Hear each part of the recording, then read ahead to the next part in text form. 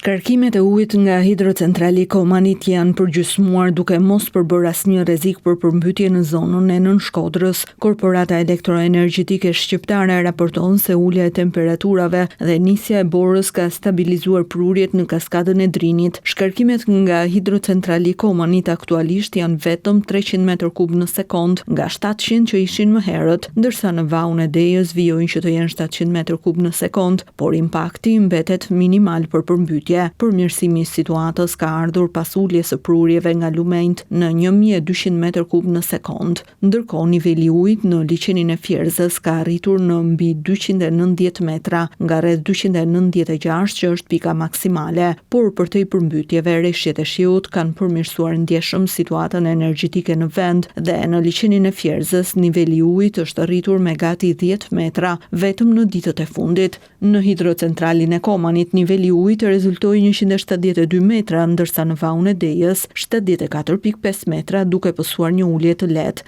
Sipas të dhënave të Korporatës Elektroenergjitike Shqiptare, përmirësimi i kuotave në kaskadën e Drinit është një element pozitiv për rritjen e prodhimit ditor të energjisë elektrike, i cili rezulton se është dyfishuar duke arritur në 24.000 megavator, si një mënyrë e mirë për të shfrytëzuar prurjet e larta ujore në kaskadë. Nisur nga prodhimi i lartë, KESH ka realizuar një tjetër procedurë për shitje energjie për periudhën 12 deri në 18 janar. Energjia elektrike është shitur me një çmim prej 59.82 euro për megavator dhe në total nga kjo shitje janë arkëtuar 3.5 milion euro, ndërsa vetëm një ditë më parë KESH finalizoi një tjetër procedurë për shitjen e energjisë me vlerë 1 milion euro. Korporata Elektroenergjitike Shqiptare vijon të monitorojë me kujdes situatën hidrike në kaskadë për të garantuar menaxhim të sigurt dhe efikas të burimeve ujore.